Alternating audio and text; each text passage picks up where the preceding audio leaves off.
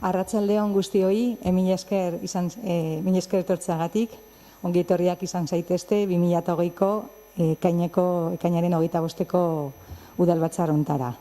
Muy buenas tardes y gracias por acompañarnos y bueno, vamos a proceder a dar inicio al pleno del 25 de junio del 2020. Lehenengo puntuan, 2020ko maiatzaren 15koa, 2020ko maiatzaren 28koa eta 2020ko ekainaren 15ko 15ean egindako bileren aktan zirriborroak irakurri eta onartzea bidezkoa bada.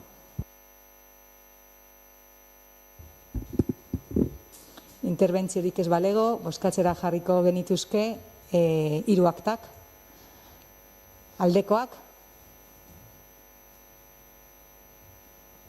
Honen bestez, aktak aprobatuta geratu dira, aho batez. Bigarren puntuan, 2019-03-0016 irekitako espediente zigortzailearen bideratzaileak egindako ebazpen proposamena onartzea.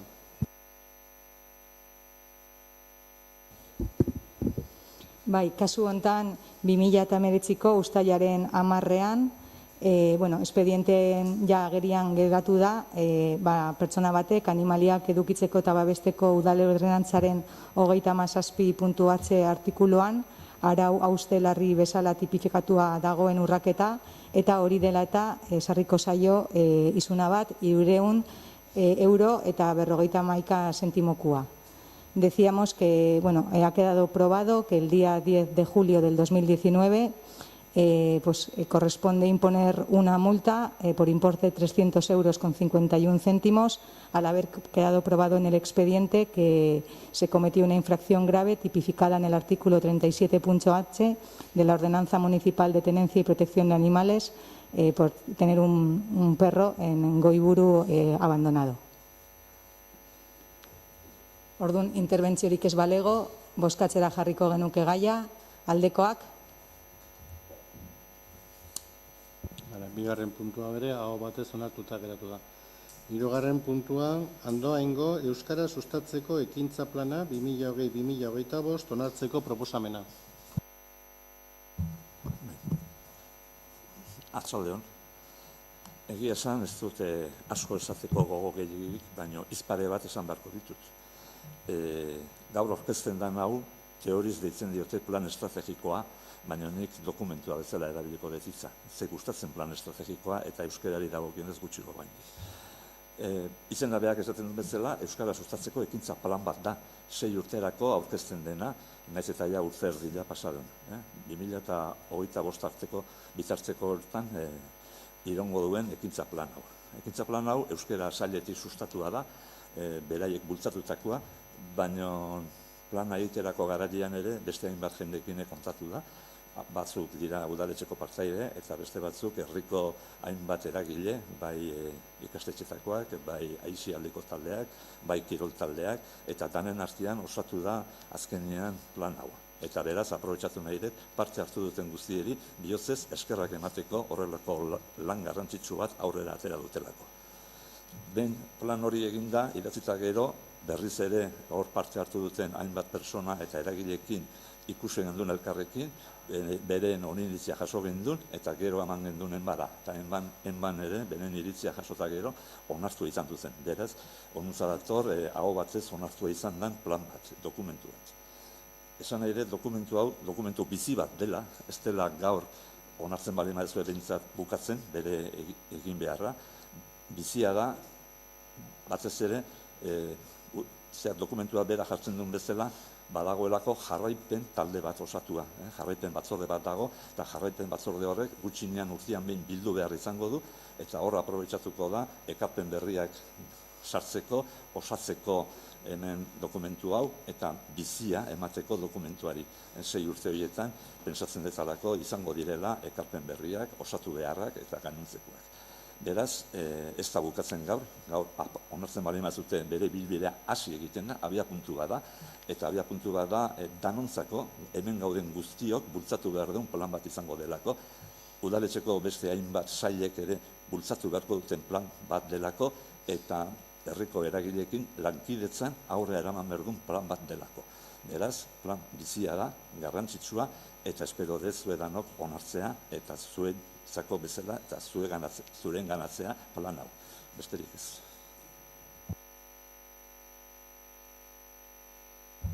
Atxaldeon denei. Mikelek esan duen bezala, euskera plana datorkigu gaur, guk euskera batzordean enban adierazi bezala, guk gure baiezkoa adierazi dugu, baina hausnarketa batzuk egin genitun enban eta gaur zuekin partekatu nahi dugu, batez ere 3 hausnarketa ez.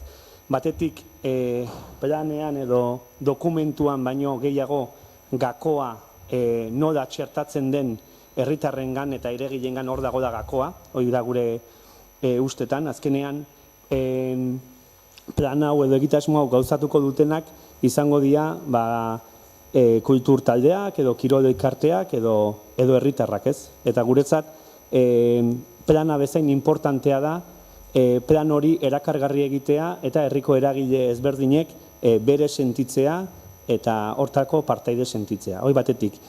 Bigarren hausnarketa egiten duguna da, garrantzitsua da erreferenteak sortzea. Erreferenteak sortu behar ditugu, batez ere aisialdian, kulturan, kirolean, euskera erabiltzen duten erreferenteak. Hurrengo belaunaldiak euskeraz bizi daiteke da ikusi dezaten. Eta azkenik, gure ustez, plan honek sinesgarritasuna izateko udalak ere eredu izan behar du. Hoxe.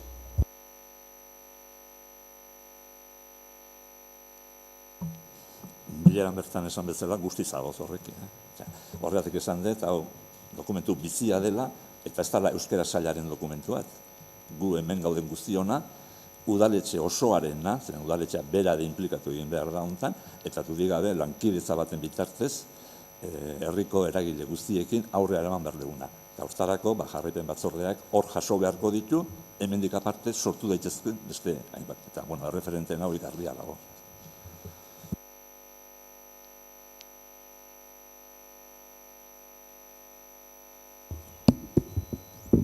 Interbentziorik gehiago ez balego, bozkatzera jarriko genuke gaia, aldekoak.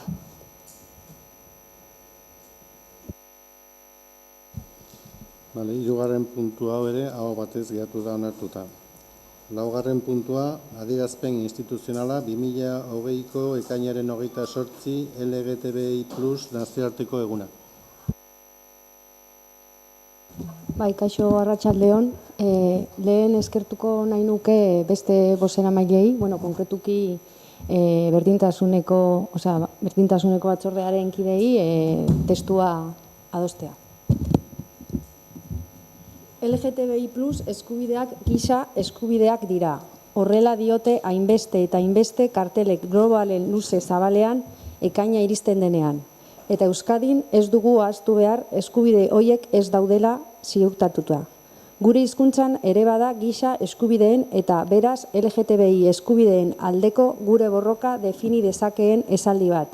Izan direlako gara, garelako izango dira, izango garelako.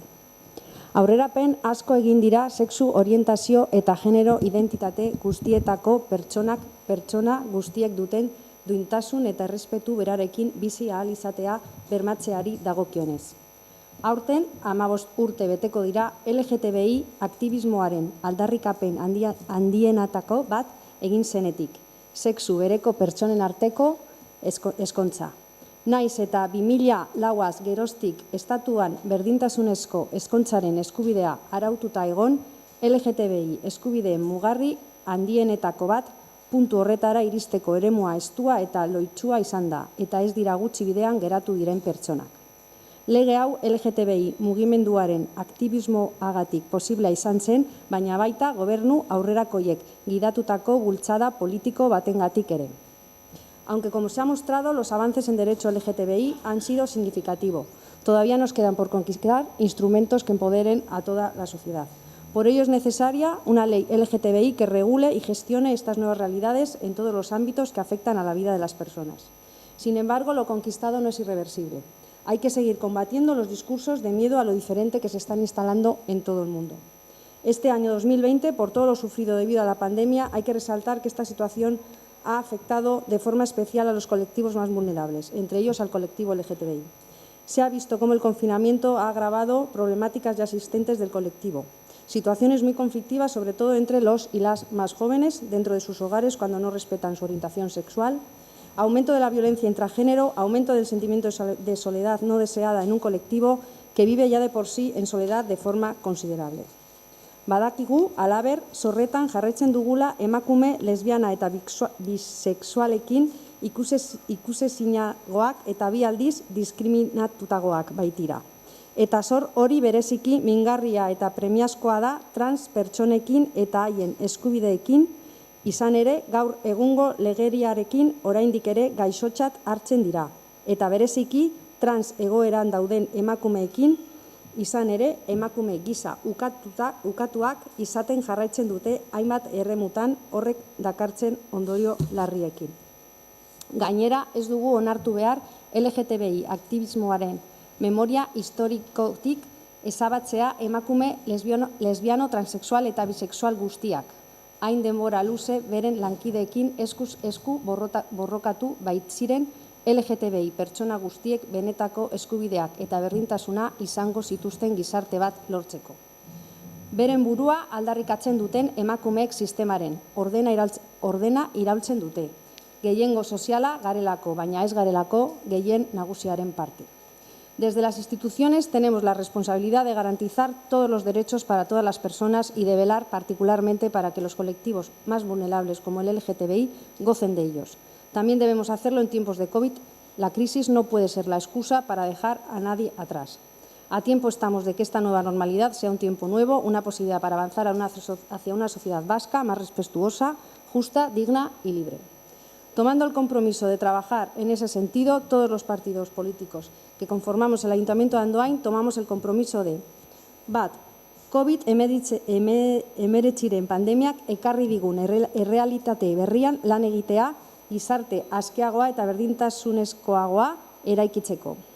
2. Seguir impulsando protocolos de respuesta y atención ante el acoso y las agresiones LGTB-fóbicas en diferentes ámbitos, educativo, cultural, comunicativo, empresarial, instando a romper con los estereotipos que acompañan a las mujeres bisexuales, lesbianas y transexuales. 3. Hezkuntza eremuan lanean jarraitzea, eskolako bizikidetza sustatuz LGTBI pertsonen tratu berdintasunaren alde.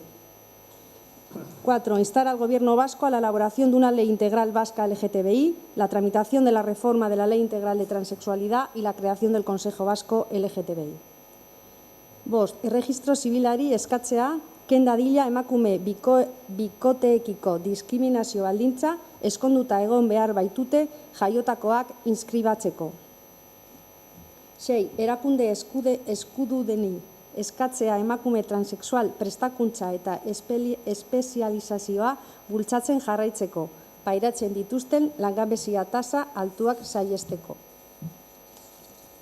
7. Poner en marcha programas de formación para el personal de administración pública local, con especial atención a quien trabaja en contacto con la ciudadanía y solicita al Departamento de Interior del Gobierno Vasco y UDEL la puesta en marcha de programas de formación para que las policías locales y Ertzaintza se doten de herramientas que mejoren la prevención y detección en los casos de delitos por razón de orientación sexual, identidad sexual y o expresión de género.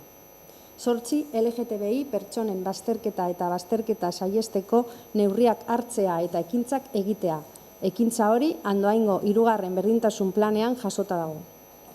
Y último, el Ayuntamiento de Andoain muestra el firme compromiso con la igualdad y los derechos del colectivo LGTBI, colocando el 28 de junio la bandera arcoíris, enseña de la diversidad en sus dependencias, y pintar un espacio público este año en las escaleras de Ubitarte con los colores del arcoíris para reafirmar nuestro apoyo con la diversidad sexual y para expresar que el pueblo de Andoain sea un pueblo libre de agresiones homófobas. Eskerrik asko.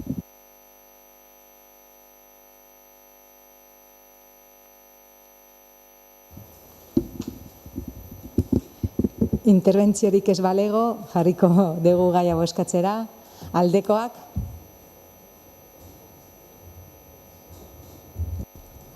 Honen bestez, adierazpen instituzional hau batez onartuta geratu da. 5. puntua, N1 errepideari buruzko adierazpen instituzionala.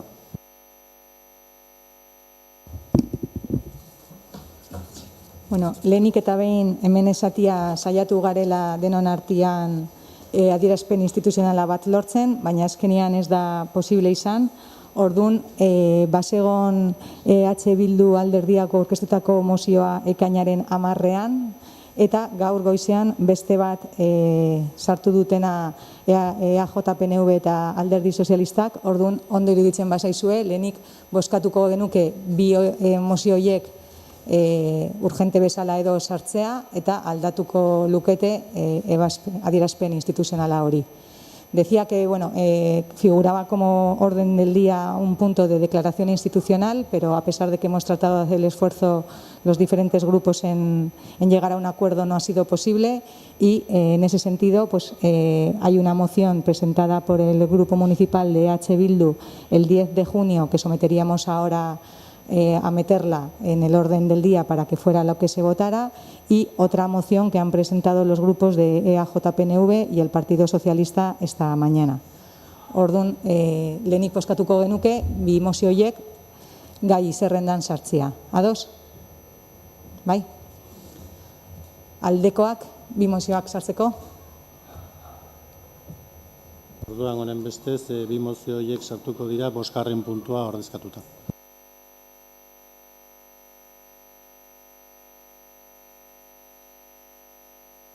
Bai, arratsaldeon. Joan den maiatzaren 30ean jakin genuen Bidegiko Administrazio Kontseiluak Bazkardoko lotuneko trafiko arintzeko proiektuaren idazketaren esleipena martxan jarriko zuela.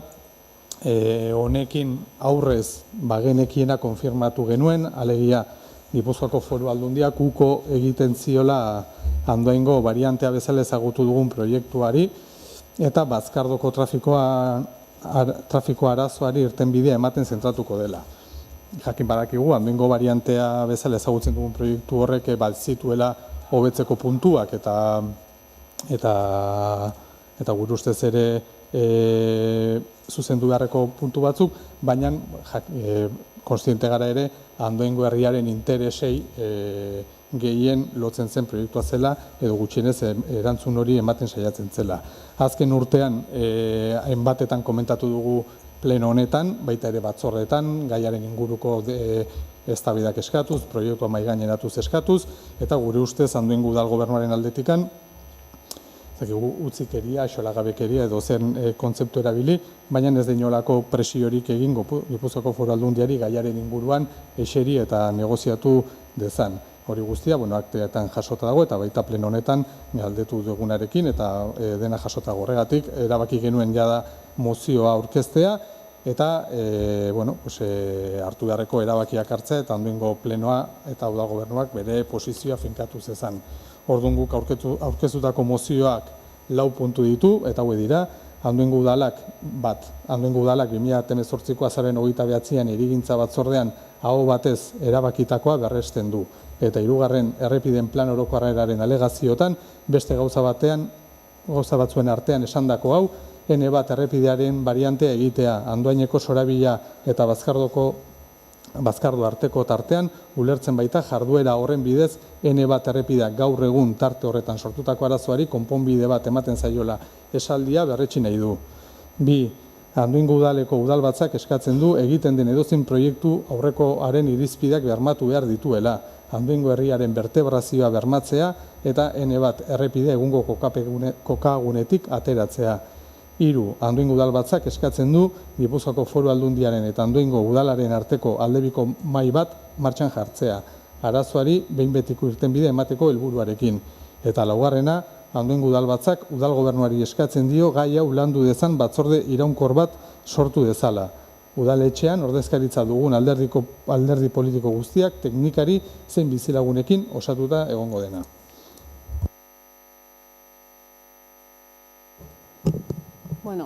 Txaldeon, ni nire aldetik EAJak eta alderdi sozialistak gaur goizean sartutako mozio alternatiboare irakurriko dut. EAJ eta PS alderdiak honako adierazten dute.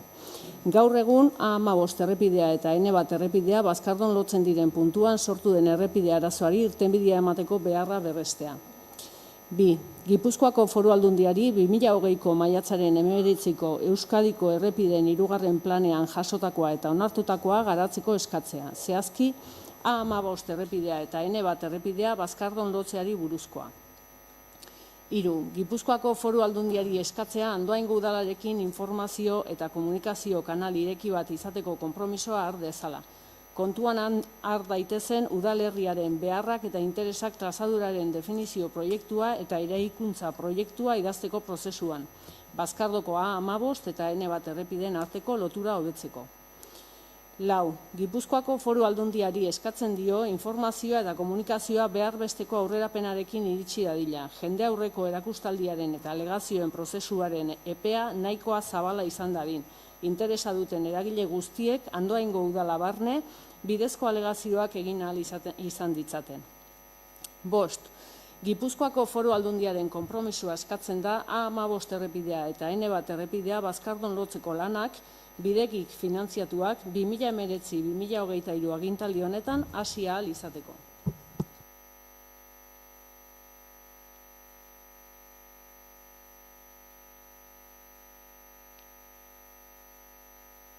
Gauzak horrela, esango dugu guk, zergatikan gaude zuek aurkeztutako mozioaren kontra, edo beste modu batean esan nahi balima ere, zergatik ezin izan dugun ezer adostu. Modu simple batean esan da, ezin izan dugu ezer adostu, gauza guztiz kontrakoak defendatzen ari garelako batzuk eta besteok. Hori abia puntu bezala, beraz, horrela ezinezkoa da ezer adostea.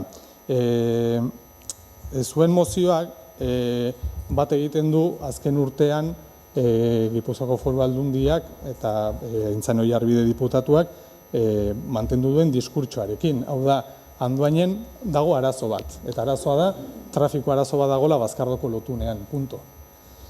Eta hor bukatzen da Andoaingo arazoa. Eta orduan Gipuzkoako Foru Aldundiak soluzio bat eman nahi dio trafiko pilaketa horiei. Eta orduan guk Andoaindar bezala esaten dugu bai, Bazkardoko lotunean trafiko arazo bat dago eta konpondu behar dena, baina gogoratu behar dugu zergatik dagoen trafiko arazo bat. Eta trafiko arazo bat dago 2010an amaitu zen edo A15ak bukaera katxkar bat edukizuelako, bukaera provisional bat. Behin-behinako jagotan hemen gogorarazi dugu nola Eneko Goia, orduan errepide diputatua zana, pleno areto honetan esan zuen A15 perfektua izango da, behin Andoaingo variantea bukatzen denean, gertatu da, hori ez dela aurrera eraman. Orduan, zergatikan daude retentzioak horregatikan, orduan, behin eta berriro esan dugu, hemen dago arazo bat, sortu dana modu logiko batengatik, eta orain arazo horri soluzio ematea da behin betiko konponbidea, eta guk ez gaude inolaz ere ados horrekin. Mozio hau dago eginda Andoaingo ikuspegitik kanpo. Andoaingo ikuspegitik kanpo, hau dago gozondo, Andoaindarrentzat ere errepide gabiltzutena, baina gozondo dago Urnietan edo Hernanin lan egiten duen Bilabona eta Tolosako jendearentzat, osondo dago. Esaten dute ze ondo, zan gainera aipatzen du 80 kilometro orduko inkorporazio bat izango duela, bai, hori konpontzen du, baina Andoainek dauka arazo bat, dala ja hamarkadak irauten duen, eta da N1ak herria zatitzen duela eta herrian sortzen dituela arazo pila bat. Vertebrazio arazoak, sortzen dituela kutsadura arazoak, sortzen duela soinu arazoak, arazo asko sortzen dizkigula. Eta orduan guk esaten dugu, zein da horren soluzioa? Eta hor bazegon, Andoaingo variantea deitzen zen hori, guztio nolaitera ados ginen, lehen esan dut, proiektu imperfektua, Suabiako izagunak alegazio batzuk intzituzen, bestatzuk guk ere gauza batzuk zuzenduneko genituzke, aukera ematen balima berriz ere zuez ziurrenik ere, baina oinarrian proiektu horrek jasotzen zuen nolabaiteko soluzio bat, bai trafiko arazo horri soluzio bat emateko, eta bestetik herriak duen arazo nagusi horri irtenbide bat ematen ziolako. Izan ere, udal honek onartutauka napoa, baita ere kiroldegiko zabalkunde ere hortikan egiten du, Alejandro Kalonji inkorporatzen du herrira, denok ezagutzen ditugun gauzak ematen. Eta hori dena, hemendikan desagertu egiten da. Baina desagertu egiten da, ez nik esaten detelako, desagertu egiten da, Aintzane Oiarbidek esaten duelako. Osea, berak esaten du, como recuerda diputada, hay muchos problemas de retenciones a diario en esa zona. y debemos plantear la obra de manera que tenga el mínimo afección al tráfico de N1 punto. Ez dago bestelako helbururik, obra honetan. Esan nahi dute, gero esaten den, ikusiko dugu proiektu horrek zer esaten duen, ez, badakigu proiektua zer esango duen, zan pliegoa daukagu, eta pliegoa proiektu bat ez da kinder sorpresa bat, enkargatzen dezule eta ea zer datorren, proiektuari zuk esaten diozu zer nahi dezun ekartzea, eta proiektu horrek daukan helburua, eta hemen dago pliego teknikoa, dauka helburu bakar bat, eta da, el alcance del presente expediente se centra exclusivamente en la problemática asociada a los flujos de tráfico que proveniendo de la A15 se dirigen hacia el sur, Tolosa, la actual conexión de la A15N1 de Andoain para los movimientos hacia el sur. Única y exclusivamente eso, eta gainera gero gehitzen du. En este sentido, se prestará especial atención al correcto funcionamiento del tramo siguiente a la confluencia de la A15 y la N1, que en sentido de Tolosa viene a conformar un tramo con dos salidas muy próximas. Especial atención al correcto funcionamiento de ese corredor. Eta gero esaten du, pues eso, velocidad a 80 km por hora, eta orduan. Babestenari, hemendikan aurrera, Andoaingo udalak, babestuko duena da, trafikoari soluzio bat ematea, baina eta orduan gure galdera da. Eta nun gelditzen dira Andoaingo herriak defendatu behar dituen interes horiek. Ez, duela urte bete, 2018 beti aipatzen dugun data hori, ez? 2018ko azaben 29an errepide planari aho batez alegazio batzuk egin genizkion. Duela, ez dira bi urte, eta orduan denak ginen ados. Gogoratzen naiz orduan, orain egungo gure alkatea Maider Lainezeola batzordean, eta esan zuen, eta si estas sugerencias fueran denegadas, ¿qué procede? Eta hori aktan jasotzea eskatu zen espreski, bueno, pues, orduan orain erantzun izan lehatzeke, pues, ¿qué procede? Asumir lo que dice la Diputación. Eta gu esate dugu, pues, hori ez dakit, nun gelditzen da orduan orain duela urte terdi indarrarekin defendatzen genuen posizio hori. Aurre ikusten genuen, agian ez ezkoa egongo zala, bota zutelako behin baino gehiagotan proiektu hori garestegia zala, baina deno ginen ados, soluzio integral bat eman behar zitzaiola arazoari. Eta gu esate guzara aldatu da urte bete honetan. Gure ustez, eta bestela zuek esango ez dute zer aldatu den urte bete honetan, aldatu dena izan da, zuen momentu honetan erabaki ez dutela alderdiaren interesak defendatzea eta kitxo, eta alderdiaren interesei eta aginduei aurre ez egitea. Eta gure ustez hori Andoaingo herriarentzat kaltegarria da. Udal gobernu bat egotea Andoaingo herriaren interesei edo Andoaingo herrien interes nagusiei uko egingo diona alderdiaren interesei men egiteatikan, gure ustez oso kezkagarria da. Eta azken finean zuek mozioan ez dezute gauza hondirik planteatzen. Esaten dezute, lehenengo puntuarekin bai ados gaude. Soluzio bat eman behar zaiola trafiko arazoari bai, hori deno gaude ados. Bigarren puntua, hau da, bete dezatela, errepide plan, hau da, justu guk alegazioa hau batez jarri genizkion plan hori bete dezatela. Hau da, egintzazue, zuek buruan daukazutena. Hirugarrena, kanal de komunikazioan, bai, eta guzaten gu nola, zergatik anuko egiten diozue batzorde bilateral bati eskatzari, hau da, baina zuek egongo zarete batzorde bilateral horretan, ez gara gu egongo, hor zuek egongo zarete, baina uko egiten diozue horri ere. Laugarrena, alegazio epealdi bat irekitzea, bai, esate izateke se cumpla la ley con el periodo de alegaciones, faltazana, kontrakoa defendatzea, ez dengo dute bat diputazio, ingo du legeak esaten duna, alegazio epe bat irekiko du, eta hortan alegazioak egin izango dira, kitxo. Eta gero azken puntua, hori, egin dadila egintaldi honetan, baina mozio hau, azkenean, da modu bat gurearen kontra bozkatzeko, baina azkenean ez dezute gauza hondirik defendatzen. Defendatzen izatena da, txeke zuri bat eman diputazio hori eta egin proiektuan jasotzen dezutena. Gu berriro diogu, orain jabai, tapa berri bat irekitzen da. Osea, azken hamarkadetako dinamika bat, udalaren dinamika bukatzen da, eta beste bat irekitzen da. Izango da, Andoaingo udala eta Gipuzkoako Foru Aldundia, elkarlanean arituko direla, Bazkardoko lutuneari, sortu duen trafiko arazo hori, konponbide bat emateko. Baina Andoainek egituran izango duen arazoa, hortxe jarraituko du, eta gu jakin nahi duguna da, zein soluzio proposatuko zuten, edo soluziorik proposatuko ote dezuten, edo ja, behin betiko aztu behar dugu, herri honek bere garapenerako zituen plan hori. Eta labur bilduz hori da, pena handia ematen digu, ez genuen egia da EAJak duela urte bete iragarri zuela, gaur goizan egon gara hitz egiten esaten du, bueno, zuekin agian badago aukerari, izan orain arte ez dezute pronuntziatu nahi izan gaien ingurua, baina gero hortekan ordu batzutara mozio berdina registratzen dute zuek ere, orduan egia da gaurko bilera hori ez dakit ze aukera zegoen ez erradosteko, hasieratik esan izan bazenute ez gu ados gaude azken urtean PNVk eta Foru Aldundia defendatu duena, bueno, ez genuke denbora galduko bilera, alferrikako bilerak egiten.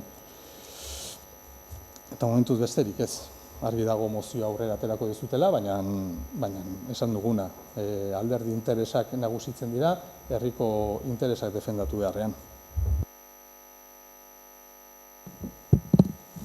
Atxaldeon, hitz eman diet, bare saiatuko nintzala erantzuten, baina nik uste eta horrena argitu nahi nituzkela pare bat gauza joan. Bat, zalantzan jartzen dut, zu gaur mozioa honeak hartzeakin duzun benetako asmoa. Zure hitzaldian bertan egin dituzelako nahazpila desente. Eta herritarrak konfunditzen ari geralako, eta herritarren nolabaiteko ilusioekin o espektatibekin jolasten ari geralako. Bat. Gaur ditu jozu, aizinan demora guztian, alkateari, o berdaskori, o izagerrari behiratzen, eta zer ingo zuezuek, nik uste konfunditu zerala. Hau, Andoaingo udala da. Andoaingo udalak ez dauka errepide eskuduntzarik. Eztabaida hau eman behar da Gipuzkoako Foru Aldundian. Zu zerorri zara batzar nagusitako kide, eta eztabaida hau dagozatzen zaio Aintzane Oiarbideri berekin eta batzordean. Ekarri duzu pliegoak hemen, eskatuz gobernu talde honi pliegoen inguruko ezaugarriak. Zalantzari bari madaukazu pliegoen inguruan, foroa ez da Andoaingo udala. Da, Gipuzkoako Foru Aldundia. Eta hau esaten dut, porque hortikan, premisortatikan hasita, gainerako ondorio guztiak okerra dialako. Eta ez bari madugu, errespetatzen zein dan el organo kompetente o eskuduntza daukan erakundea, karo, aterako ditugun ondoriak izango diaia, ala moduzkoak. Eta hortikan erotorrita denak. Eta nik uste hori importanteala deziritzea.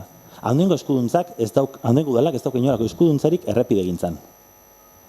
Euskadin daukagun nolabateko arkitektura instituzionala nahiko komplejua, maila ezberdinetakoa, dauzkagu Jaurlaritza, dauzkagu Foru Aldundiak, lurraldeko historikoetan, da dauzkagu udalak. Eta banaketa bat egin da bakoitzak ze eskuduntza dituen. Eta argi eta garbi izan behar da hiritarrei, Andoaingo udalak ez daukala eskuduntzik errepide alorrean. Hori hasteko. Hortikan aurrera, gobernu talde honen interesak Andoain defenditzeko, edo ez, nik ziur daukat, gobernu talde honek defendituko dituela Andoainen interesak, eta bere mozioan espreski ala jasotzen dira, Gipuzkoako Foru Aldundiari eskatuko dizkionak, egiten dizkion eskakizunak. Berriro diot, Gipuzkoako Foru Aldundiak esaten bari badu oso ondo Andoain, baina nik hau uste dut eta hau egingo dut, Gipuzkoako diputazioak eskuduntza oso dauzka nahi duena egiteko. Nik sateliten inguruan Andoaingo udalak ez dakiz idea baldin baduka eta NASArekin konpartitu nahi bari badu, oso ondo. Baina ez naiz eskuduntza, ez daukal eskuduntzarik hortan. Ulertzen dira zuzen egiten? Eta gero esatea alderdik eritazari gera jolasten, nik uste hemen dagoela gobernu talde bat, gobernu programa batekin, eta Foru Aldundia dagoela beste gobernu talde bat, beste gobernu programa batekin. Eta gobernu talde horrek dauka bere legaldiontako plan estrategikoan onartuta Andoaingo lotune horri konponbide bat ematea. Gipuzkoako Foru Aldundiak. Eta koinziditzen du, Gipuzkoako Foru Aldundian dauden bi alderdiak, gerala Andoainen dauden bi alderdiak. Eta Andoainen defendituko dugu Andoainen interesak, eta Gipuzkoan defendituko dira Gipuzkoaren interesak. Hori bat. Bi, ez baian jartzen da nolabatia alderdi sozialistak edo EAJak zenbaterainoko defentsa egin duten proiektu honena. Eta, honestak izango gera, guk defendatu dugu Belkoaingo tunel hau, hasieratik, nik uste bi alderdiok, hobetsi degula, hasieratik, soluzio integral honen beharra. Alegia, Urumeako autobide guzti hori bukatzeko faltazela erramate hori. Eta ala defendatugu historikoki, eta ez gara lotxatzen, hori ala izan da. Baina, karo, etortzai bildu, gaur esatea, historikoki defenditu dugula guztiok, elkarrekin, tal, ez. Eta ez, tajante bat. Enaiz joango gaina ez, aurreko menderan ez joango, porque ziurrenik ez nitzen zentzudun garaiotan, ez zuze horri ez, eta gure aurrekoak ere seguramente ez daude gaur hemen ordezkatuta gauden alderdi politikoak.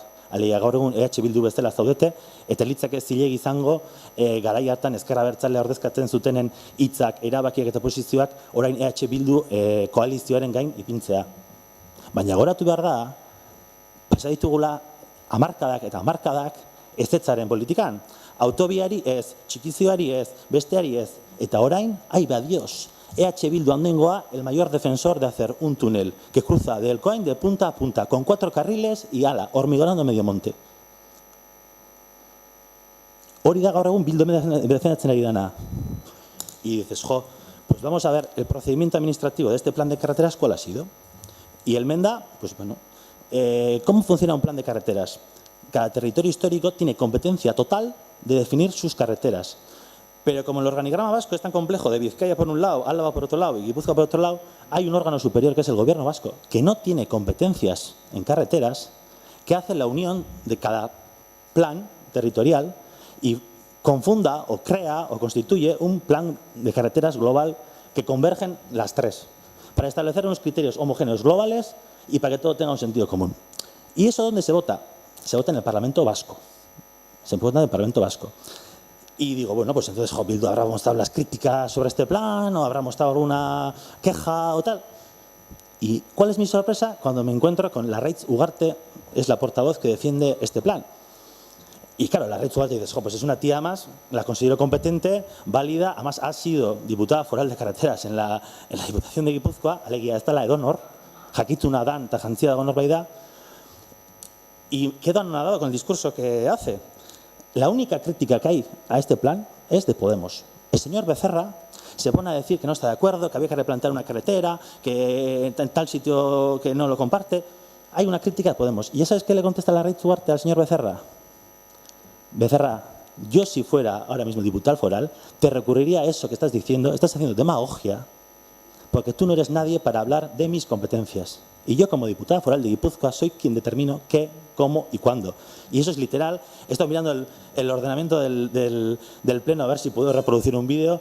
Creo que no se puede hacer semejante show, pero eso es literal. Y os lo puedo pasar por WhatsApp para ahora mismo tras finalizar el pleno. Larraitz Ugarte le da un rapapolvos institucional primero, legislativo luego, y luego sobre la idoneidad de este plan. Y literalmente dice que este plan es técnicamente perfecto y que va a tener el apoyo de EH Bildu. Y EH Bildu vota a favor de este plan. Y digo yo, ostras, ¿qué ha pasado? En Andoain estamos en otra galaxia diferente, no compartimos la estrategia global de, no Larraitz Ugarte, sino de EH Bildu, o vamos a hacer una política totalmente alejada de lo que estáis defendiendo en otros lugares. Entonces digo, pues me gustaría saber cuál es la opinión de EH Bildu en Juntas Generales de Guipúzcoa, por ejemplo, sobre este tema. Porque el plan de carreteras de Euskadi, del País Vasco, el tercer plan de carreteras, está aprobado por EH Bildu, aprobado por el Partido Socialista, Eñiako Andueza, y aprobado por el grupo del PNV. Por lo tanto, vamos a ser honestos. Un plan que ya lo hemos ratificado en el foro competente, posteriormente el ejecutador, y ahora venimos a una otra institución tercera, en este caso, que no tiene competencia alguna, venimos a hacer una especie de, brindis al sol, diciendo que queremos, exigimos, tal, esto es estratégico, os habéis bajado de la defensa de este. No, no. El plan general, es que no voy a ir al siglo pasado, el plan general se aprobó en el 2011, se tramitó en el 2010 y se aprobó en el 2011. Por causas ajenas a todo esto, no estabais representados en aquel momento. Y ese plan general fue aprobado por Partido Socialista y Partido Popular, porque el PNV en último momento salió de ese consenso, por otras causas también ajenas, por Azpicola y demás. Pero me refiero, ese plan general tuvo un momento, tuvo unos autores y con mejor o peor acierto hicieron el mejor plan que había en ese momento. Y la mejor solución de Andoain. Ahora dices, no, es que Andoain ya decidió hacer ese variante. No. La Diputación tenía definida una solución para Bazcardo. Y Andoain lo que hizo es recoger una reserva de suelos en su plan general. Decir, este límite lo reservo para red viaria porque la Diputación quiere hacer esta variante, que es la competente.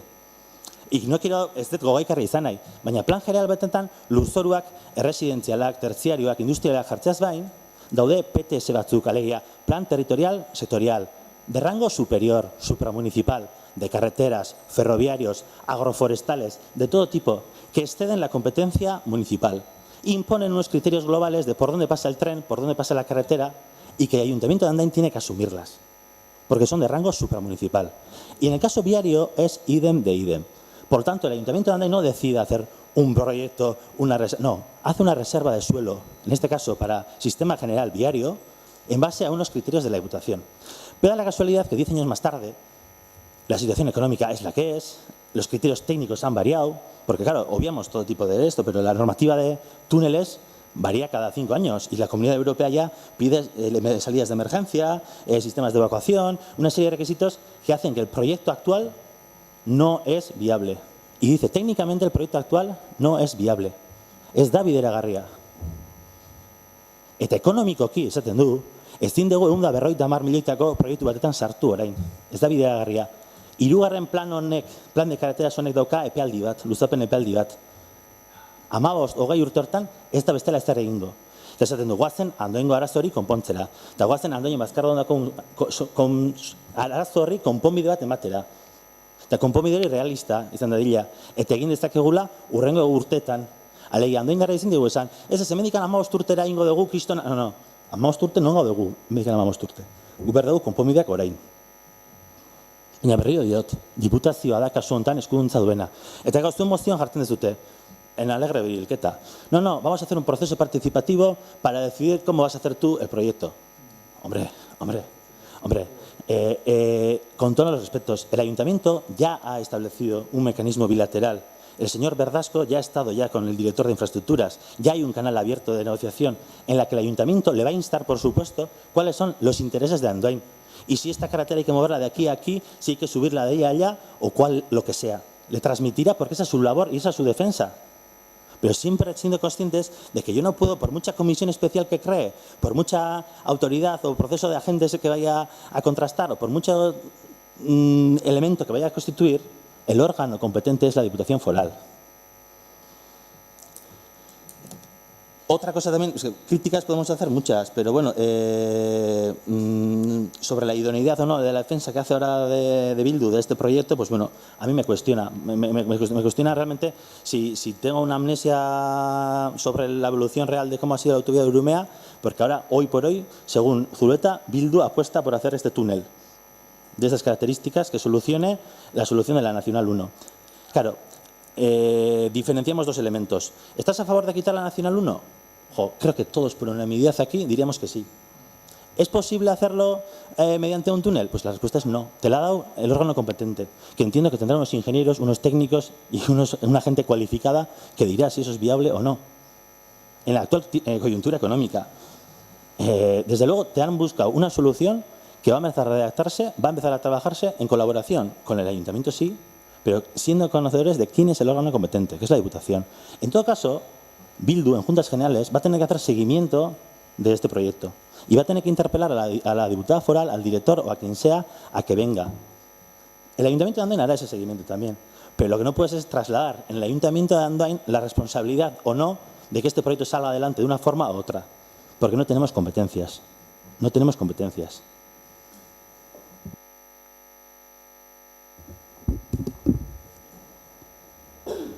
Bueno, aparte de un poco todo lo que el señor Goenaga ha dicho y un poco también por las apelaciones que se ha dicho al principio, que bueno, no es la primera vez que se dice que no ha habido ninguna presión por parte del equipo de gobierno hacia Diputación, o se ha dicho que dónde están el equipo de gobierno que no defiende los intereses de Andoain, o que ha cambiado, pues ahora parece ser que queremos defender los intereses partidistas y no los del Ayuntamiento de Andoain. Bueno, creemos que ya es un discurso bastante repetitivo, que dicen pleno sí y pleno también, al cual una y otra vez pues les vamos a seguir contestando que no. Que por mucho que ustedes se empeñen en decir eso, este equipo de gobierno una y otra vez va a defender los intereses del Ayuntamiento de Andoain y de la ciudadanía de Andoain. Para lo cual les comentaremos y les informaremos que, por un lado, ya el 4 de octubre estuvimos en Diputación, desde el Departamento de Urbanismo, con la diputada Aintzane Oyarbide, para trasladarle nuestra preocupación, porque efectivamente éramos muy conscientes, y así nos lo trasladaba la ciudadanía de Andoain, que urgía dar una salida a la situación que tenemos en la conexión de la Nacional 1 con la 15, por temas acústicos, por temas de contaminación, por temas de ruido, por diferentes situaciones. Y las primeras reuniones que mantuvimos, por no decir la primera, en términos de Diputación, pues fue precisamente para ir a hablar sobre este tema, y trasladamos la urgencia que tenía Andoain para darle una solución. Y allí a la diputada nos trasladó que desde luego era su intención a lo largo de esta legislatura que se tramitaran y se redactara este plan que luego más tarde hemos conocido, que se iba a hacer ya la redacción del plan para poder dar salida a lo largo de esta legislatura, porque compartían que es un tramo que no puede seguir siendo así y en la que yo creo que todos los partidos coincidimos y todos queremos que se le dé una solución a esta situación que nos conlleva todos los días.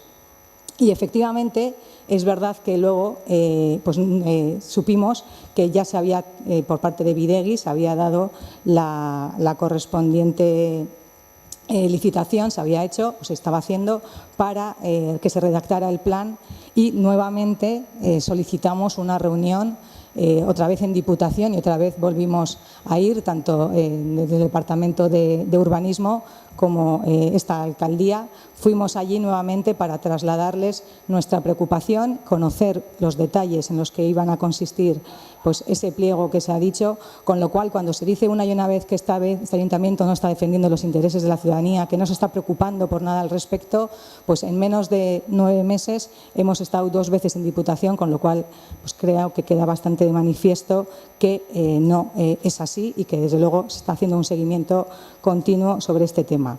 Y en ese sentido, además,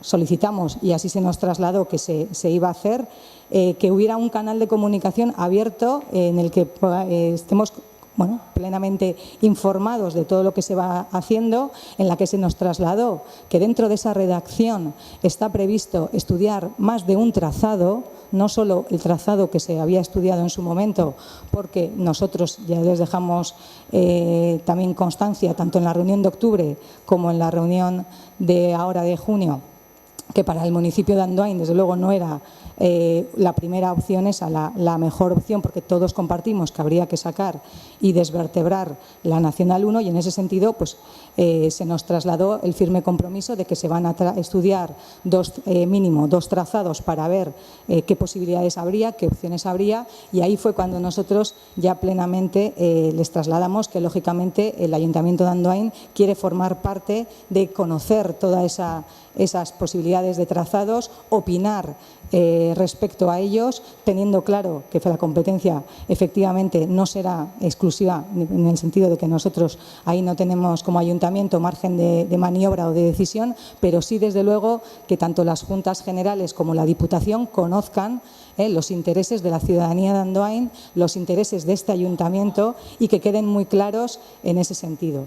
Y es más, aunque legalmente el estudio de alternativas no tiene por qué estar sometido a exposición pública, se nos trasladó el compromiso por parte de Diputación de que se va a hacer así para que, y es un poco lo que se traslada en esta moción que hemos presentado, dejar constancia de todas estas partes para que se les traslade ya también oficialmente como Ayuntamiento de Andoain, a pesar de que ya lo hicimos en las reuniones y a pesar de que hay un acta de la última reunión firmada tanto por Diputación como por este Ayuntamiento.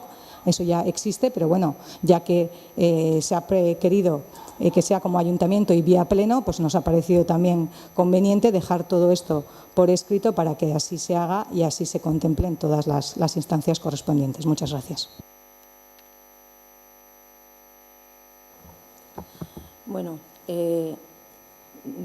Elkarrekin Podemos va a apoyar la moción de Bildu y voy a decir por qué. En principio está claro que al nudo de Bazcardo hay que darle una solución porque habrá muchos ingenieros muy buenos en Gobierno vasco, pero lo que hay ahora mismo es una auténtica chapuza. Lo que sí nos parece es que es un petacho, o sea, arreglar eso es un petacho. Entonces, lo que vemos, o sea, porque claro, está claro que también sabemos que no es competencia, pero muchas veces desde los municipios se insta, ¿no?, a órganos superiores a que hagan cosas. Muchas de las mociones van en esa línea. Entonces, lo que nosotros creemos es que desde este ayuntamiento es muy poco ambicioso quedarnos ahí, o sea, quedarnos en vamos a arreglar esta chapuza, vamos a hacer un petacho.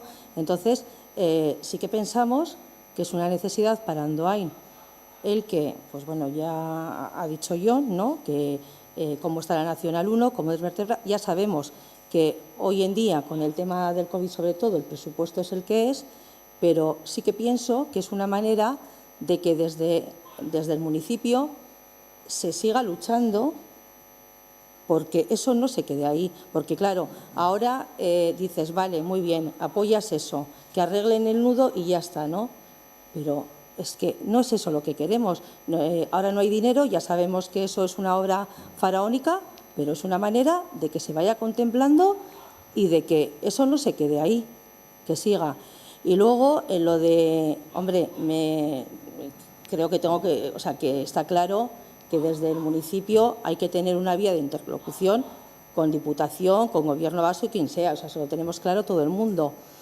Pero a lo mejor sí que, bueno, pues todas esas reuniones que se van teniendo, pues a lo mejor también pues teníamos que tener un conocimiento pues más abierto o más transparencia de lo que realmente se va hablando con Diputación, ¿no? Y bueno, a ver, yo en principio está claro que comparto que eso hay que arreglarlo, porque así no se puede quedar, pero pienso que quedarse ahí es muy poco ambicioso. Y bueno, yo no voy a hablar ya de partidos porque la verdad tampoco llevo tanto tiempo, tampoco tengo un recorrido previo como para saber, pero sí que es verdad que me da muchísima pena que muchas veces lo que desde un municipio se puede defender choca con los intereses que el propio partido, no digo ahora puede ser cualquiera, tiene en otros lados. Y eso yo creo que trabajando desde el municipio nos limita mucho y que entonces que tenemos que pensar si somos concejales de Andoain o estamos pensando en algo más allí. Entonces, yo ahí sí que pienso que tenemos que hacer una apuesta por lo que estamos, por el municipio. Bueno, el voto nuestro es para EH Bildu.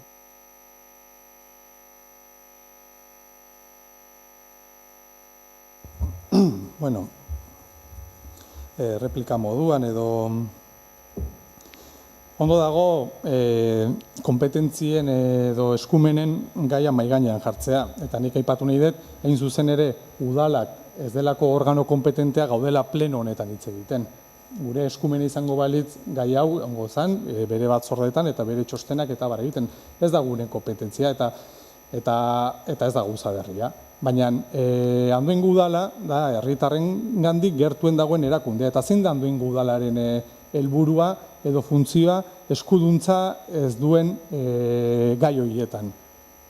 Bi aukera daude, edo organo kompetenteak esaten duena egin eta kitxo, edo beste aukera badago, zure interesak edo zure nahiak defendatzea. Eta beste gauza askotan egiten dugun bezala, hasi Saharako mozioaren kontuarekin edo beste gai batzuen inguruan, eskumena zurea ez den gaien inguruan, Andoaingo udalak posizio politiko bat defendatzen du.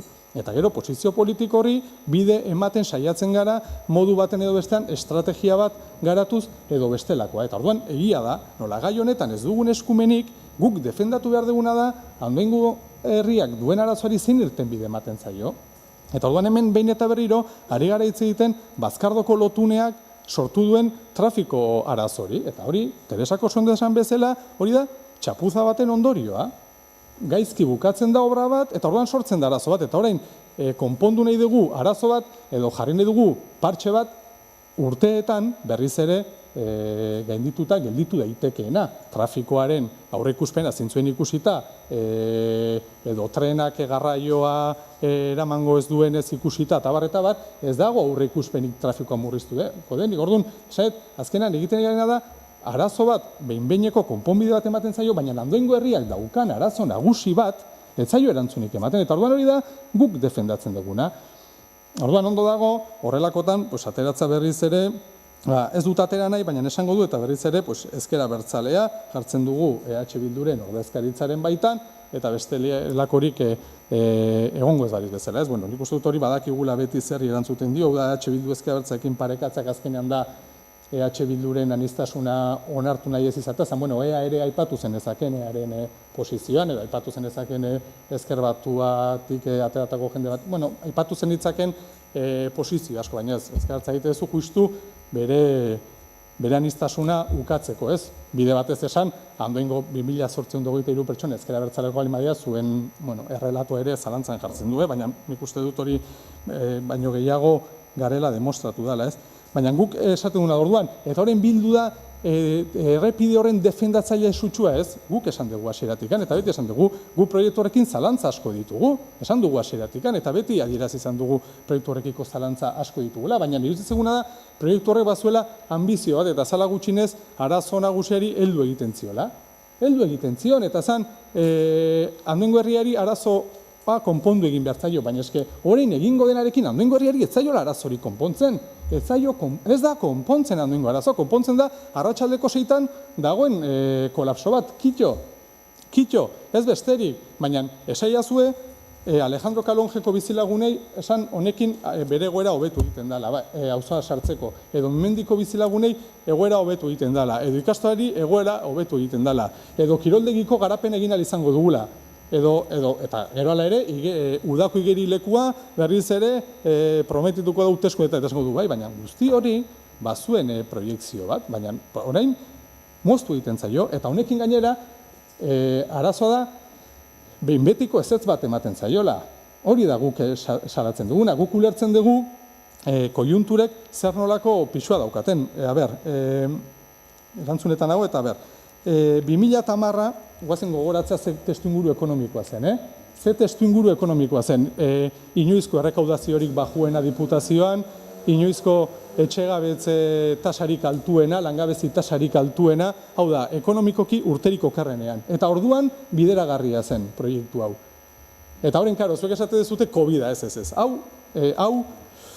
Hau baztertu zen COVID-aren aurretik. Hau da, 2019an errekaudazio historiko rekorra egon zenean, inoizko langabezi tasari bajuen, hau da, egoera ekonomikorik onenean ginenean, orduan baztertu zen proiektu. Eta orduan, guk esaten duguna, proiektu horrek, agian, ez zuen jasotzen, euneko unean, soluzio, baina gutxenez, hurbiltzen zen soluzio bat razatzari, eta oraingoak ez, eta hori da guk esaten duguna. Andoaingo interesetaz hitz egiten egenean, horretaz hitz egiten gara, jarri gaitezke oso magnifikoa nahi bali madugu, baina horretaz ari gara. Andoaingo herriak daukala vertebrazio arazo bat ene batarekin, eta trenbidearekin ere, eta ez da gure kompetentzia, baina Adifekin badaukagu beste litigio batzu baditugu, zergatik gure interesa defendatu behar ditugulako. Gure interesak defendatu behar ditugulako, eta guk esaten guna da, Andoaingo udalako, Gipuzkoako Foru Aldundiaren aurrean, Jaurlaritzaren aurrean defendatu ditu Andoaingo herriaren interesak. Larraitz Ugarte oso kompetente izan edo ez.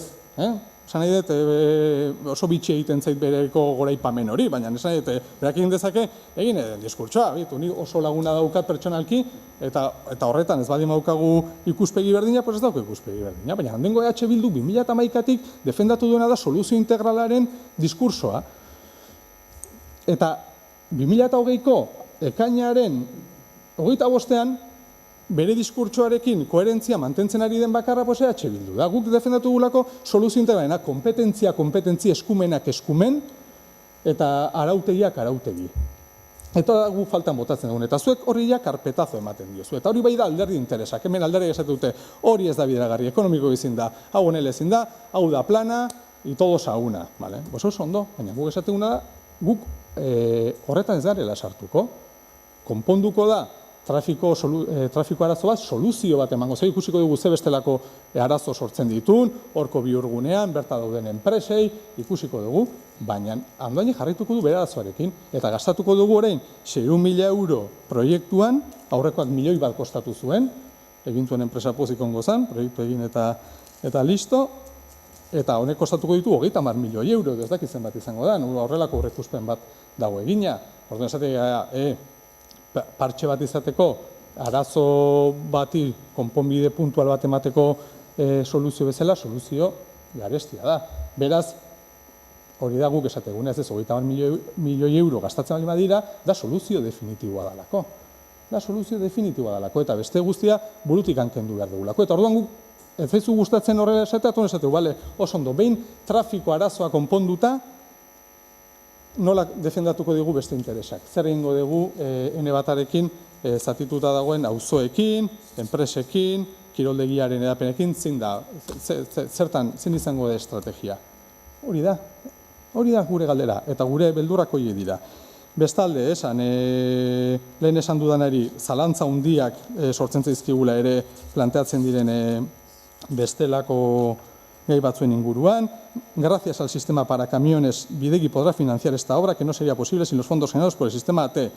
Esto también está por ver, 2 sentencias que tumban el sistema de peajes, ya veremos la financiación, etcétera, etcétera. Buscamos que enlace. Osa, esan dute, zalantza asko gelditzen edo sortzen dizkigun gaiak daudela. Eta berriro diot, eskumenak eskumen, Andoaingo udala ez dago eskumenetaz denbora galtzeko. Dago Andoaingo herriak dituen arazoei posizio politikoan emateko edo aldarrikatzeko eta defendatzeko. Eta gatazka interinstituzionala sortzen direnean, sortzen dira. Baina guk beti defendatu behar dugu Andoaingo herrien interesa. Berdin izan Azpikolarekin, berdin izan Deslindiaren kontuarekin, Donostiko udalarekin, edo Adifekin gertatu zengun bezala. Gu gaudelako, gauden interesak defendatzeko. Alderdien eta pertsonen gaitasun eta ez gaitasun eta diskurso impekablen gainetikan. Eta Andoaingo Bilduren posizioa da. Hau, eta izan zen 2008an. Eta gu jarraituko defendatzen. Eta ez sartu, que si los 4 túneles ezkera bertzala ez. Hitzetan garen termino etaz. Eta uste dut, hemen mugitu zaretenak zuek zaretela. Zuek zarete, argazkionetatik atera zaretenak eta lerratu zaretenak beste posizio batekin zan. Bestela ez da ulertzen, 2018ko azaroan horrelako tinkotasuna guri esan ez bezala hori ez da nahikoa. Ez zer zein izango da hurrengo urratsa. Bueno, pues hurrengo urratsa izango da Gipuzkoako Foru Aldundiaren plana horrela irenstea. Hori da erantzuna. Batzorde horretan, eskerin egon gaina batzorde horretan erabaki zanean eta hau batez onartu zanean alderdi guztiek nola alegazio hori aurkeztuko genuen. Eske faltaria más. Daukagu plan general bat onartuta, jasotzen duna. Arkitekto municipalak informe hori egiten duenean, bai edo bai jaso behar du bere arauak, kasu honetan plan generalak diona. Eske kontrakoa esango bagenuke estaríamos, no sé, ¿qué estaríamos haciendo? Baina eske faltaria más. Barkamen eskatu behar bariot EAri, zehazki, arrazio da, EAko kideek, historikoki bai defendatu dute proiektu hau, eta errekonozitu beharko dut, naizela zintzoa izan zertzuotan, eta errekonozimentua nola EAko hautagaiek historikoki nola defendatu duten proiektu hau. Baina berrio diot, Ezkerra Abertzaleak Urumeako autobide hau inoiz ez du defendatu. Txikizioari stop, autobiari stop, esatezun. Eta orain, Teresaren laguntzarekin, faraonikoa omendan proiektu bat bultzatzearen alde zaudete. Pues bueno, A2. Topo ingo dugu mendik aurrera, laster, urrengo mozioan izango da, atxitaren alde, laster urrengoan, edo urrengoa bauskolo ezenen. Osea, ari gara ikusten bilakera bat, alderdiek defendatu dutena plan hau aprobatzean, eta gaur hemen egiten eritzean diskursoarena, totalmente kontrajarria. Berrio diot, peajen sistema, finantzazio sistema, Berdazko jaunak ez du deciditzen arko bat jarri edo ez. No decide cómo se financia una obra de esta envergadura. Es Bidegi. Y Bidegi en su consejo de administración tiene unos representantes lurralde guztikoak, alderdi guztien ordezkaria ditu. Debate hau batzar nagusitan eman behar da, Jon, batzar nagusitan, ez hemen. Gure arazo izango da udaletxeak defendatzea bere interesak. Eta gure egin du. Udaletxeak interes horiek defendatzen ari da. Eta izate errek eta erre. Eta beldurra daukat, soluzio integrala. Bai, soluzio integrala guztiok. Eta alkateak aipatu dizu zehazki nola dagoen borondatea alternatibak lantzeko, ez soilik Bazkardo, baizik eta alternatiba horiek ere lantzeko Bazkardotik haratagora. Eta konpromesu bat dagoela hortarako. Baina gogeta bat, soluzio integralak eman gaitzake alto do nada. Pasa daitezke urteak eta urteak integrala den soluzioa deskatzen lortu gabe. Baina ikusten politikaren balioetako bat dala, pragmatismoan bidetikan eta elkarlanan bidetikan aldan behinean, herriaren onerako dian proiektuak ekartzen. Eta ez alderdiko interesak. Foru Aldundiak aurten legealdi honetan egingo duen inbertsio bakarra, berria, Andoaingoa da. Eta hori ez da alderdikeriaz. Hori da, errealidade objektibo bat. Beraz, nik uste hori rekonozitu beharko degula. Eta goazen aprobetxatzea, pragmatismoan bidetikan, nolaiteko politika maximalistak alde batera utzita, goazen eukitzea pixkanak azore konkretua eta ona eta herriko egoera hobetzen duena, porque ni ez nator bat. Proiektu honek bai konpontzen du herriko sarbidean ditugun arazoak, besteak beste. Ez ditu arazo guztiak konpontzen, baina batzuk bai. Beraz, hobeto dugu gutxi, baina ondo pixkanaka ez da errez baino. Behintzat hori da nire gogota.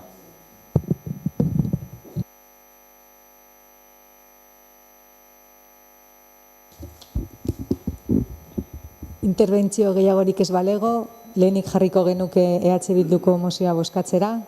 Aldekoak? Kontrakoak?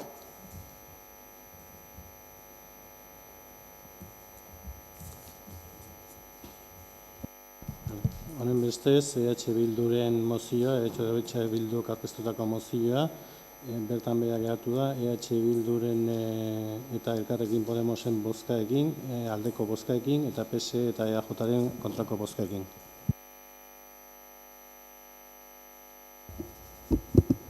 Orduan jarriko genuke bozkatzera bigarren mozioa, Alderdi Sozialistak eta EAJak alderdiak aurkeztutakoa. Aldekoak? Kontrakoak? Honen bestez, PSE eta EAJak aurkeztutako mozioa onartuta geratu da, bi partidu horien bozkekin, aldeko bozkekin, eta EH Bilduren eta Elkarrekin Podemosen kontrako bozkekin. Barkatu, Elkarrekin Podemos.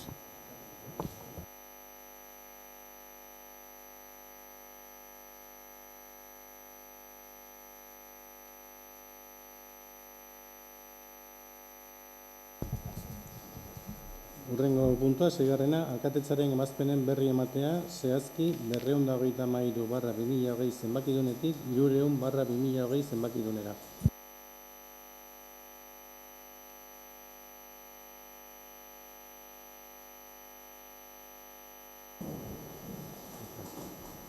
Zazpigarren puntua, zinegotzia aldunek ebazpenen berri ematea, zehazki 325/2020 zenbakidunetik 460/2020 zenbakidunera.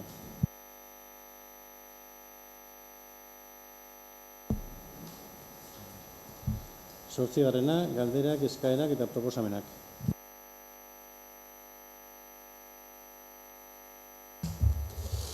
Bai, lehenengo galdera da, ekainean batean, sarrera bat erregistratu genuen Miranda pasealdekuko berdegunea edo aisialdigune bezala bihurtzeko, eta erantzunik ez dugunez jaso jakineko nuke nola dagoen gai hori.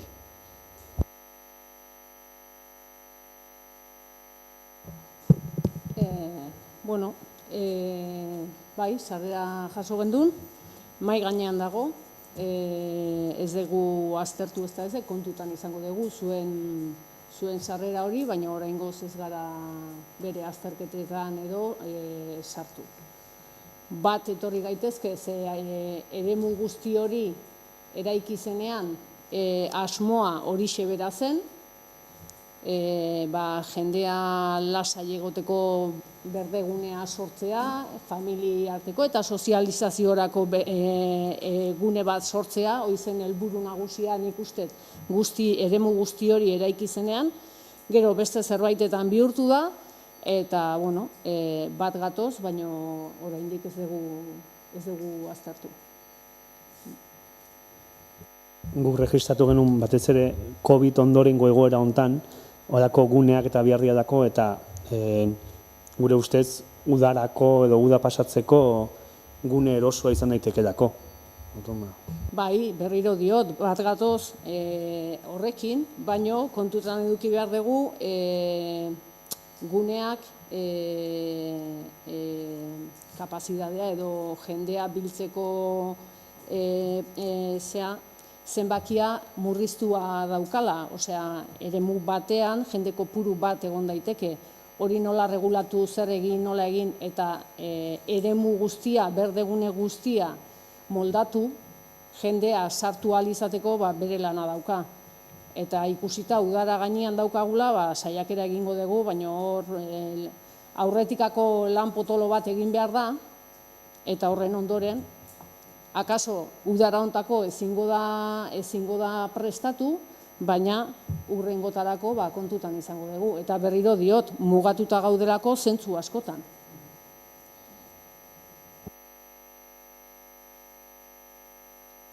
Bigarren bat ere baukagu, azken egunetan ikusi dugu bai Facebooken da Instagramen inkesta bat edo encuestacities.es enpresaren eskutik, eta hor bertan Andoain Udalaren zerbitzu ezberdinei buruz edo galdetzen da, Eta jakineko nuke ea Andoaingo udalak enkargatutako dana ote dan, hala bada, zein sailek enkargatu duen, ze aurrekontu izan dien, ze partidatik egindan eta ze irizpide jarraitu dian enpresa hori kontratatzeko.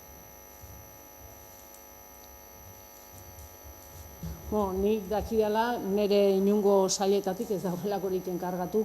Nik bai aspalditik eta aspalditik esaten dudanean, esango dut igual urte pare bat o 3, Facebooken noiz behinka horrelako albistea ikusten dudala. Noiz behinka ateratzen da, baina nik ez dakit nondik sortuta dagoen, nola edo ezer. Nire sailetatik behintzat, inondik ez da horrelakorik ez enkargatu. Ez gure aldetik ez da ere, esan nahi eta gobernu taldetik inork ez du horrelakorik enkargatu.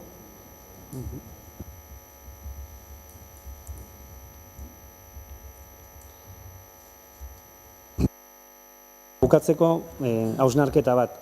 Gaur bertan euskara plana onartu dugu eta esan dugu ereduak erreferentea sortu behar ditugula, eredugarri izan behar dugula eta nik uste urratsak eman behar ditugula, ikusiko bagenu gaurko udalbatza, uste gaztelderak oraindik pisu handia izan dula eta euskeraz gehiago egitea bakaula, lehenguan hitzen genuen horri buruz zenbait eta nik uste gaur gogora aztea ondo dagoela. Euskara plana onartu dugunean berdinean, esan behar dugula eta urratsak eman behar ditugula.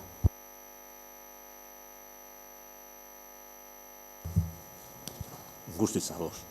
Horregatik esan denik, plana planteatu deunean, gu guztion lana dela. Ez dela euskara sailaren lana, baizik hasi gu guztion aldetik, eta gero sail guztien gatik. Eta guztiz ados. Askotan hitzen dugu horri buruz, eta gu ezpaga eredu zaila beste batzuk izatea.